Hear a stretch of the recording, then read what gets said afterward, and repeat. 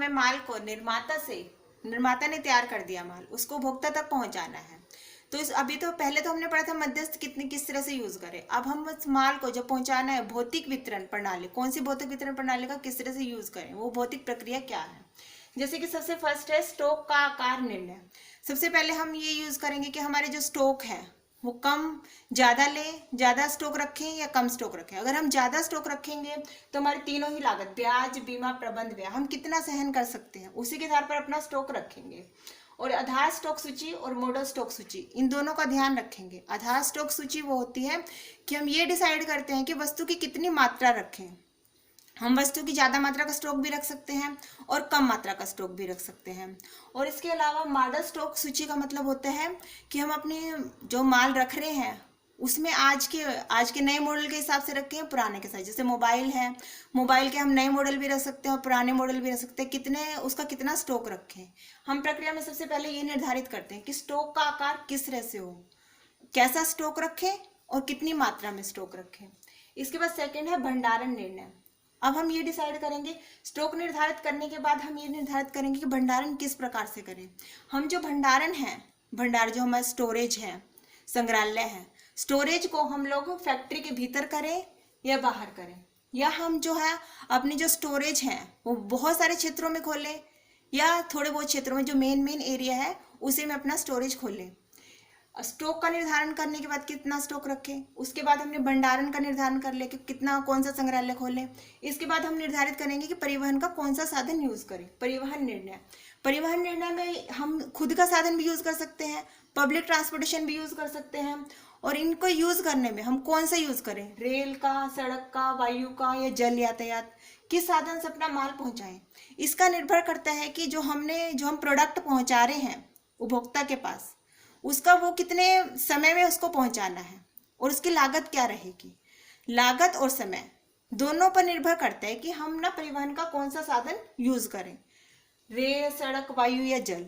वो कितने समय में माल चाहता है या हमारी लागत कितनी आएगी। अब इसके निर्धारण के बाद हमारा फोर्थ निर्णय आता है वस्तुओं के उतार चढ़ाव निर्णय।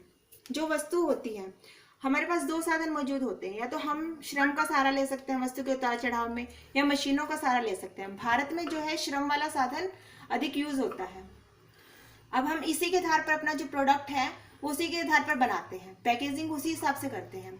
अगर हमारा प्रोडक्ट ऐसा है कि हमें मशीनों द्वारा उसको उतारना है तो हम उसकी बड़ी बड़ी पैकिंग कर सकते हैं। अगर हमें श्रम का सहारा लेना है तो हम छोटी छोटी पैकिंग करेंगे, या हमारा माल है वो नाशवान है या कुछ टूटने फूटने वाला है तो उसकी पैकिंग जो है उसी हिसाब से कर सकते हैं। इसमें हम भौतिक वितरण के उसी साधन का यूज कर सकते हैं।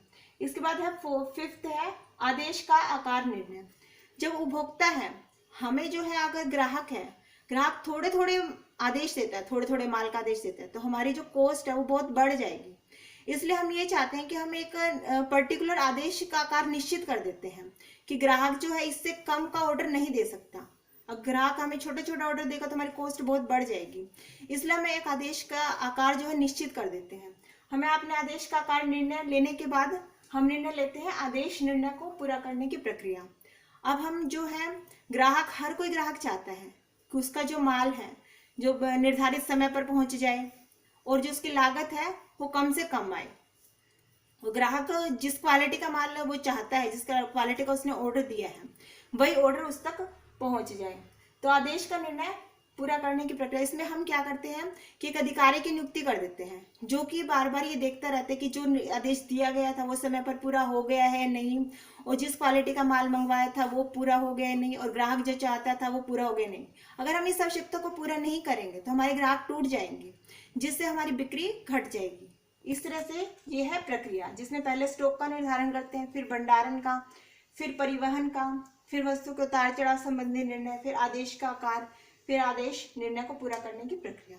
अब जो है भौतिक वितरण प्रबंध है, आज की डेट में उसका महत्व दिनों दिन बढ़ता जा रहा है। इसका क्या कारण है?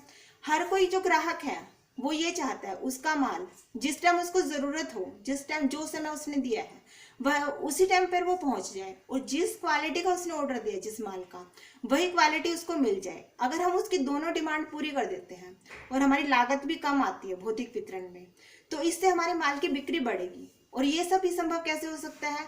अगर हम अपनी भौतिक वितरण प्रणाली है जो, उसको वो अच्छी से अच्छी भौतिक वितरण प्रणाली का यूज करें, इसलिए इसका महत्व बढ़ रहा है। इसके महत्व को हम बहुत से पॉइंट से दर्शा सकते हैं। नंबर फर्स्ट है वितरण लागत में कमी। अगर हमारे ट्रांसपोर्टेशन है, स्टोरेज है, या माल का रख रखाव है, या स्टॉक लागत है, सभी में जो है अच्छे साधन का यूज करें, अच्छी तरह से उसका प्रबंध करें, तो हमारी जो वितरण लागत है, माल पहुंचाने की लागत, वो कम आएगी, जिससे हमारी वस्तु की जो मूल्य है वो कम हो जाएगा। और सेकंड है बिक्री का सृजन करना। जब हमारी लागत कम होगी, भौतिक वितरण में क्या होता है, ग्राहक को जो माल चाहिए वो उसको उसी टाइम पे मिल जाता है, और क्या है, उसको ना जिस क्वालिटी का उसने ऑर्डर दिया था वही मिल जाता है भौतिक वितरण प्रणाली से। इससे जब हमारा ग्राहक संतुष्ट हो जाता है, वो किसी और विक्रेता के पास नहीं जाना चाहता। इससे हमारी जो ग्राहक की संख्या है वो बढ़ती है, और जिससे बिक्री हमारी बढ़ जाती है। थर्ड है उत्पादन व उपभोग में समायोजन करना। अब जो कई बार मौसमी माल होता है जो केवल मौसम में ही बनता है, अब वो जो बिकता सारे साल है, तो हमें उसके स्टोरेज करना पड़ता है। अगर हम उसकी अच्छी वितरण प्रणाली मतलब अच्छे स्टोरेज का यूज करेंगे, तो हम उत्पादन उपभोग दोनों में समायोजन कर सकते हैं। जब उसकी मांग हो तब उस प्रोडक्ट को मार्केट में उतार सकते हैं, और जब उसकी पूर्ति ज्यादा हो तब हम उसको स्टोर कर सकते हैं। अपनी कम से कम लागत करने का कोशिश करते हैं हम लोग अच्छी भौतिक वितरण प्रणाली से। इसके बाद फोर्थ है उत्पादन नियोजन में सहायक। उत्पादन नियोजन क्या होता है? हम जो नियोजन करते हैं, उत्पाद का नियोजन, हम ये सोचते हैं हम कितने आकार की वस्तु, कितने वजन की वस्तु और क्या पैकिंग की जाए। ये तीनों बातें किस पर निर्भर करती है? हमारी भौतिक वितरण प्रणाली। हम कौन सी भौतिक वितरण प्रणाली का यूज कर रहे हैं, हम कौन सा ट्रांसपोर्टेशन यूज कर रहे हैं, हम कौन सा स्टोरेज कर रहे हैं, हमारे माल के उतार चढ़ाव जो है वो किस ढंग से होगी, श्रम द्वारा होगी, मशीनों द्वारा होगी, उसी के आधार पर हम यूज करते हैं। जैसे कि हमारे में अगर श्रम का सहारा लेना पड़ेगा तो हमें छोटी छोटी पैकिंग करनी पड़ेगी। अगर हम मशीनों द्वारा माल उतार सकते हैं तो हम बड़ी पैकिंग भी कर सकते हैं।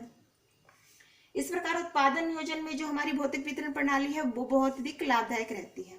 इसके बाद फिफ्थ है वितरण मार्ग का निर्धारण। वितरण मार्ग का ये होता है कि हम अपना जो माल है, हमारे पास बहुत सारे मार्ग हैं, हमारे पास थोक व्यापार भी है और फुटकर व्यापारी भी है।